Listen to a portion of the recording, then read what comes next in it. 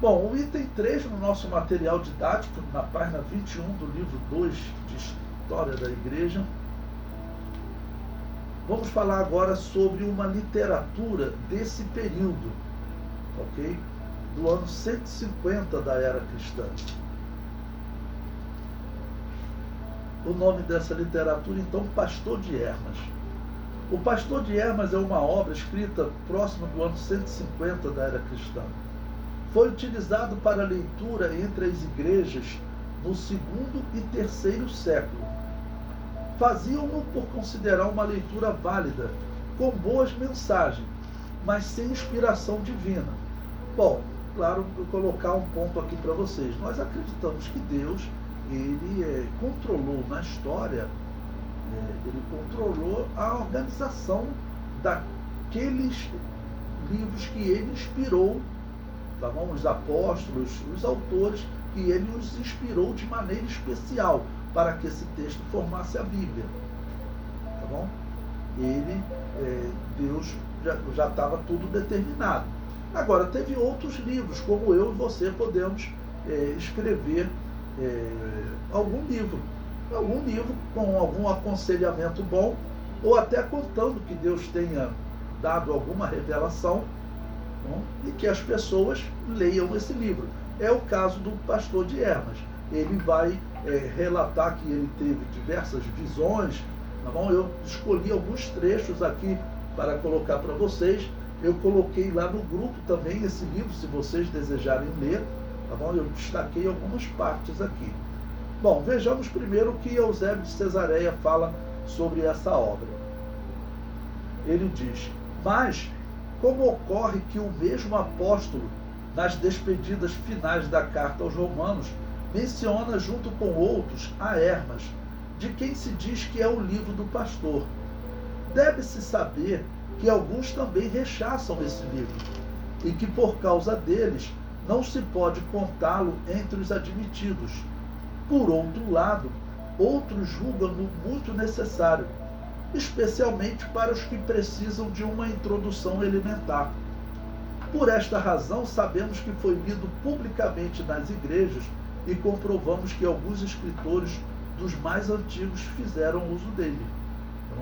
Bom, então, é citado na história como um livro que a igreja primitiva leu. Tá bom? Bom, o que o livro conta? Eu comento aí com vocês. O livro conta a história de um escravo cristão que recebeu a liberdade e relata 5 visões tidas por Hermas, bem como 12 mandamentos e 10 parábolas. Em uma visão, Hermas vê uma mulher que o repreende por cobiçá-la. Em uma segunda visão, aparece uma senhora enfraquecida e doente, afirmando que ela simbolizava a igreja, que estava enfraquecida com as falhas do povo cristão. Tinham muitos cristãos falhando, principalmente nesse período do governo de Antonino Pio. Tá bom? A igreja em Roma, para funcionar, a regra, ela tinha que adorar o demônio. Tanto que nós veremos nesse período, essa igreja de Roma, durante o governo de Antonino Pio, ela já vai começar a fazer alteração nas escrituras. Nós veremos mais à frente, tá bom? Mas vamos continuar lendo da revelação. Hermas é exortado a levar uma mensagem de exortação ao povo de Deus. Então, falando que se ele é do ano 150, realmente está vivendo um período difícil. É possível que Deus tenha dado uma visão a alguma pessoa. Nós acreditamos que os dons de Deus continuam vivos. Até hoje, isso acontece na igreja. Ok? Mas nós vamos ver aqui, tem alguns pontos desse livro que ele traz algumas doutrinas um pouco estranhas. E aí nós entendemos por que ele não fazia parte do cânon sagrado. Tá bom? Mas como história, é importante vocês conhecerem, né? E eu vou comentar essas partes que eu acho importantes. Bom, um texto do livro diz: dize, portanto, aos chefes da igreja que endireitem seus caminhos na justiça, a fim de receberem plenamente com grande glória o que lhes foi prometido. Isso aqui, se fosse lido na igreja, olha, é extremamente positivo, ok? Como eu disse, governo de Antonino Pio, a regra é que os cristãos, para a igreja funcionar, tinha que cultuar o demônio. Então, tinham pessoas falhando, né? E ele prossegue. Quanto àqueles que o renegaram antes, o Senhor, em sua grande misericórdia, tornou-se propício para eles. Bom, aqui, o que significa isso, o renegarem? Um problema que acontecia era cristãos que eles negavam a fé, amaldiçoavam o nome de Jesus durante perseguições, às vezes aceitava sacrificar os animais, os demônios, aceitava entregar pergaminhos para serem queimados. E o que acontecia com ele? Então ele está dizendo, olha, aqueles que negaram o Senhor será misericordioso com eles. Amém. Isso é verdade. E claro, se a pessoa se arrependesse, né, e se submetesse, ele seria perdoado também. O comentário prossegue. Na terceira visão, a igreja, eu coloquei a igreja entre aspas porque é a visão dele. Na interpretação, na visão é dito que ela é a igreja. Então, para não parecer que eu estou chamando essa visão de igreja, eu botei entre aspas, né? Então, na terceira visão, a igreja aparece e diz que ele deve enviar uma cópia da carta ao irmão Clemente e à irmã Grápita, que deveriam distribuir entre as igrejas. Bom, a carta é datada próximo do ano 150, devido ao cânon muratoriano. Eu vou comentar com vocês sobre esse cânon muratoriano mais à frente, tá bom? Foi um grupo de cristãos que, próximo do ano 170, né, fez uma primeira tentativa de organizar os livros que mais eram lidos na igreja, os livros que se destacavam. E ele cita que esse livro, Pastor de Hermas, foi escrito, né, durante o governo desse atual sacerdote de Roma, que era também chamado Pio. O imperador era Antônio Pio e o sacerdote se chamava também, se identificou com o nome de Pio. Okay? Então, esse cânon muratoriano, ele localiza Herma e as suas visões como tendo ocorrido durante o pastorado do bispo romano Pio, ocorrido entre os anos 140 e 154 da era cristã. Bom, uma nota. A Igreja Católica, ela chama, por exemplo, esse bispo Pio de Papa, assim como ela chama Clemente de Papa. Nesse período não existia esse conceito de Papa, com certeza. Tá bom? E, na verdade, esses bispos de Roma, o que a história mostra é que eles, para terem a sua igreja funcionando, eles adoravam, aceitavam sacrificar aos ídolos, enquanto os outros pastores normalmente fugiam, né, das cidades. E em Roma havia uma tradição de aceitar essa situação.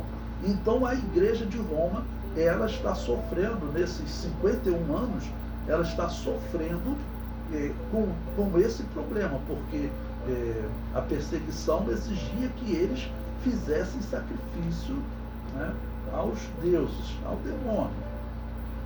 Bom, eu coloquei aí o que diz o cânon muratoriano. Ele diz: e muito recentemente, em nossa época, na cidade de Roma, Hermas escreveu o pastor, quando seu irmão Pio, o bispo, ocupava a cátedra de Roma. Um ensino deste livro que deixa clara a sua falta de inspiração é o ensino sobre penitência e afirmar que o cristão não pode pecar mais de uma vez, pois o perdão é limitado, né? Então, antes até de ler o texto, explicar uma coisa para você, né, sobre penitência. Não? Penitência, os católicos acreditam que a penitência, ela é algo que ela interfere, tá bom, no perdão do seu pecado. E nós acreditamos que não. Nós acreditamos que você se arrependeu, você está perdoado. A penitência, que é algo que você muda, você faz diferente, tá bom? Em favor do Evangelho, em favor, tá bom? Do nome de Jesus, você faz isso como resultado da mudança que ocorreu em você. Então, penitência não paga pecado, ok? Ou seja, você ter atitudes não paga pecado. Isso mostra um coração transformado, né?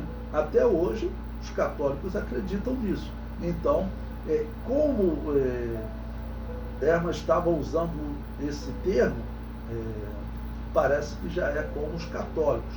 Por quê? Porque ele era exatamente irmão do bispo de Roma. Não sendo irmão do bispo de Roma, nós sabemos que esse bispo Pio, né, ele já vai começar a propor alterações doutrinárias na igreja. Nós veremos isso mais à frente. Na igreja de Roma vai vingar, em outras igrejas não vingará. Bom, eu coloquei aí outro texto do pastor de Hermas, veja o que ele diz. O Senhor jurou por sua glória e respeito de seus eleitos. Se depois deste dia, fixado como limite, ainda se cometer um só pecado, eles não obterão a salvação, pois a penitência para os justos tem limite. Terminaram os dias de penitência para todos os santos. Contudo, para os pagãos, a penitência pode ser feita até o último dia. Ou seja, ele está dizendo que tem um limite para a penitência. Ou seja, você vai chegar um momento que você não vai ter mais perdão. É isso que ele está colocando aqui. E nós sabemos que Jesus Cristo falou, usando até aquele número profético 490, né? As 70 semanas de Daniel são 490 anos, 70 vezes 7 dá 490 anos. Então Jesus falou, olha, até 70 vezes 7 no dia, ou seja, 490 vezes no dia você deve perdoar o seu irmão. Então, como que Deus também vai estabelecer limite para número de perdão? Ele vai estabelecer limite para a blasfêmia contra o Espírito Santo, né? Isso a Bíblia coloca que não tem perdão, não mais as outras falhas, essas não existe essa de limitação de perdão. Bom, então foi um livro que ele foi lido na história.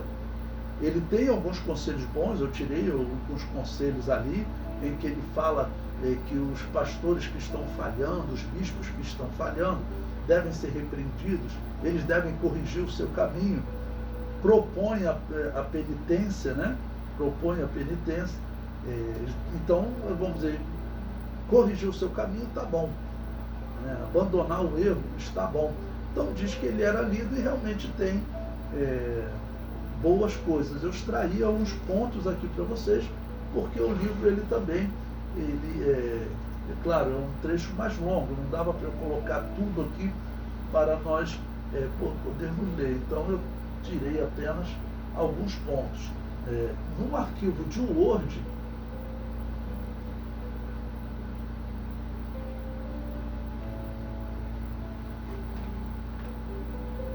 esse arquivo tem 28 páginas, que esse livro tem, Pastor de Hermas. Então não é difícil vocês lerem, tá bom? Tem 28 páginas.